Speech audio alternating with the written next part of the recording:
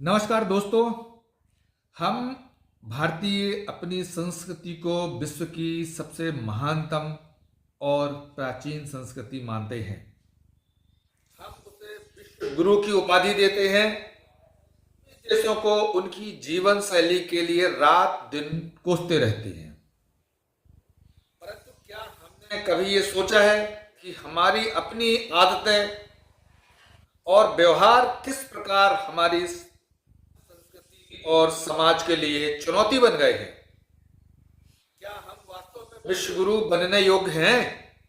यदि हाँ, तो फिर हमारे चारों ओर इतनी गंदगी, इतनी अव्यवस्थाएं और अनुशासनहीनता क्यों दिखाई पड़ती है?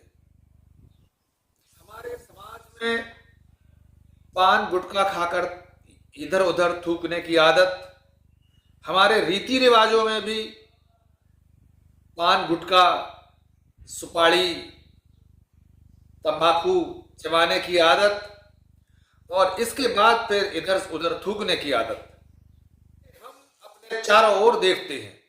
रेलवे स्टेशनों, बस अड्डों, सरकारी दफ्तरों, सड़क के किनारे गंदगी फैलाने की यह आदत न केवल हमारे वातावरण को खराब करती है, बल्कि हमारे समाज की मानसिकता को भी उजागर करती है। यह हमारी महान संस्कृति का हिस्सा है? या हम योग्य हैं कि क्या यही हमारी महान संस्कृति का हिस्सा है कि रेल यात्राओं के दौरान अच्छे अच्छे लोग खाना खाते हैं, पन्नी, डिस्पोजल थाली, कटोरी, गिलास, सब ये जो डिस्पोजल और पन्नी के बने होते हैं, फाइबर के बने होते हैं,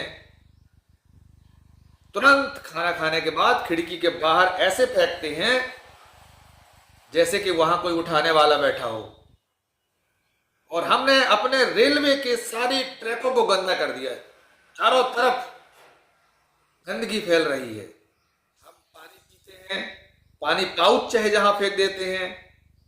हम पानी पीते हैं, पानी की बोतल चाहे जहां क्रश करके फेंक देते हैं। और तो और गुटखा के पाउच खाते हुए हम अपने आप को बहुत बादशाह की तरह महसूस करते हैं और इसके बाद चाहे जहां थूकते हैं और उस रैपर को भी चाहे जहां फेंक रहे हैं। आप देखो, मैं शहर की बात नहीं कर रहा हूं, मैं तो गांव तक की बात कर रहा हूं। शहर से सैकड़ों किलोमीटर दूर गांवों की गलियां भी गंदगी से, अंबार से भरी पड़ी हैं। यहां तक कि अब खेत भी नहीं बचे हैं, खेतों में भी प्लास्टिक के अंबार लग गए। पाउच जहां तहां मेड़ों में फैले हुए हैं, फसलों के ऊपर दिखाई देते हैं। यही हमारी सभ्यता है, यही हमारी आदत है।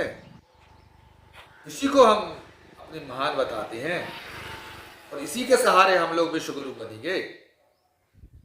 फिर जैसे ही तीज त्योहार आते हैं, अमावस्या आती है, पूर्णिमा आती है, चाहे जहां हम लोग पिल पड़ते हैं, इतने अच्छी हमारी नदियां, इतने अच्छे तालाब, इतने अच्छे झरने, इतनी अच्छी झीलें, जाते हैं गंदगी करके आ जाते हैं।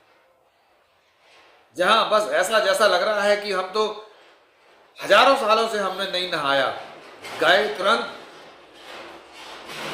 नहाने लग जाते हैं।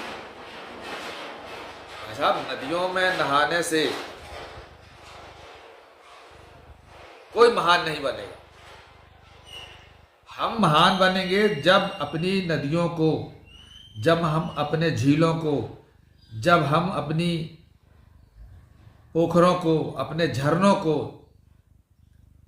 जैसा प्रकृति ने बनाया है वैसा ही बने रहने दे, उतने ही साफ बने रहने दे। हम वहां अपने साबुन के रैपर ना फेंकें, हम वो अपने शैम्पू के रैपर ना फेंकें, हम वहां अपने फटे हुए कपड़े ना फेंकें। हम उस जल को, जिस जल को हम क्लीन नहीं कर सकते, उसे गंदा करने का हमें कोई हक नहीं है। हमारी इन्हीं आदतों के कारण आज चाहे हमारी यमुना नदी हो, चाहे हमारी गंगा नदी हो, चाहे हमारी नर्मदा हो, या हमारे आसपास की और जो भी नदियां हैं, देखिए उनकी क्या हालत कर दी है हम लोगों ने। ये तो हम व्यक्तिगत बात कर रहे हैं अभी। हमने तो अपने मोहल्ले की, अपने शहर की, अपने वार्ड की नालियां हमने नदियों में खोल रखा है। सारा का सारा पानी गंदा करके और हम भेज रहे हैं, नदियों में मिलावट कर रहे हैं, मार रहे हैं, दिनों दिन मारते चले जा रहे हैं। यही हमारी संस्कृति है। एक बार विचार करना पड़ेगा कि अगर यही हमारी संस्कृति है तो हम उसमें सुधार लाएं। आप दुनिया के और भी देशों में जाकर देखिए, वहां की नदियों को, वहां के पोखरों को, कितने साफ सुथरे आपको मिलेंगे। ये जो हमारे पारंपरिक जल के स्रोत हैं, कभी कितने साफ सुथरे हुआ करते थे।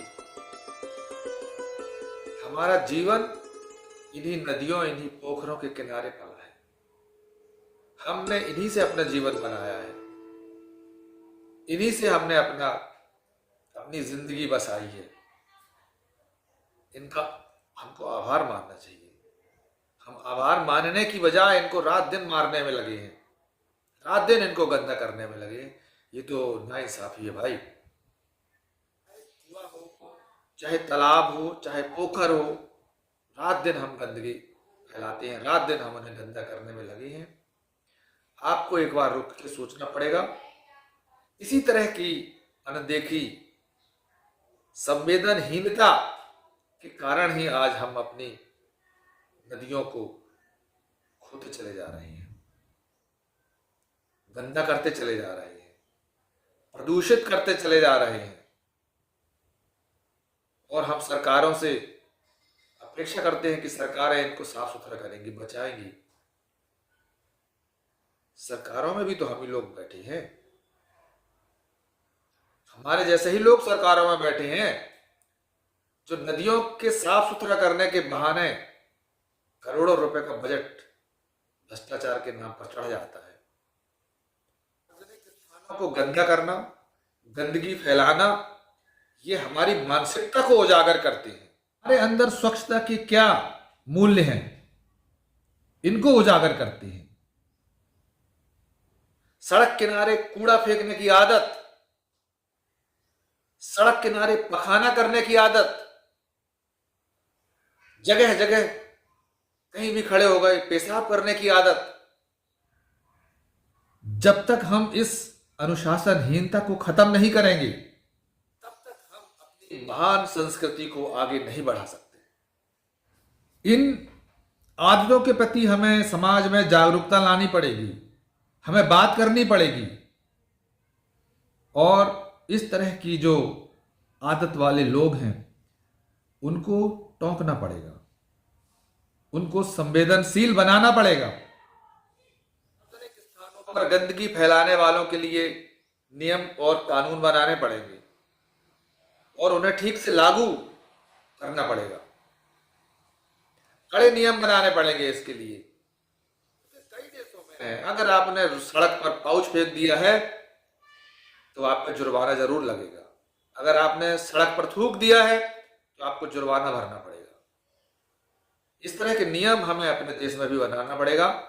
लेकिन नियम बनाने से पहले, नियम तो बहुत सारे हैं, हमें अपनी आदतों में सुधार लाने के लिए जागरूकता कार्यक्रम चलाने चाहिए, जागरूकता कार्यक्रम चलाना पड़ेगा। इसके लिए हमें स्कूलों में, कॉलेजों में बच्चों के बीच स्वच्छता के मूल्यों पर चर्चा करनी पड़ेगी और हमें इसकी शुरुआत स्कूल से ही करना पड़ेगी। स्कूल को स्वच्छ बनाना, कैंपस को स्वच्छ बनाना, इसके बाद हमें आसपास की सड़कों को स्वच्छ बनाना, यहां से हमको शुरू करना पड़ेगा। इसके लिए हमें स्वयं को अपना आदर्श बनाना पड़ेगा कि हम कहीं गंदगी ना फैलाएं, हम कहीं सार्वजनिक स्थानों पर जो हमने ऊपर बातें करी हैं उस तरह की अनुशासनहीनता न बरतें। समाज में सकारात्मक प्रभाव पड़ेगा। समाज में स्वच्छता के कार्यक्रमों को सामूहिक रूप से आयोजित करना पड़ेगा, सामूहिक रूप से बात करनी पड़ेगी और इन्हें अपनी आदतों में शामिल करना पड़ेगा। इसलिए इतना ही, फिर आगे मिलते हैं। यदि आप हमारे चैनल को पहली बार देख रहे हैं तो आप सब्सक्राइब कर लीजिएगा, शेयर कर दीजिएगा और एक लाइक भी कर दीजिएगा और देखते रहिएगा। नई दुनिया संभव है।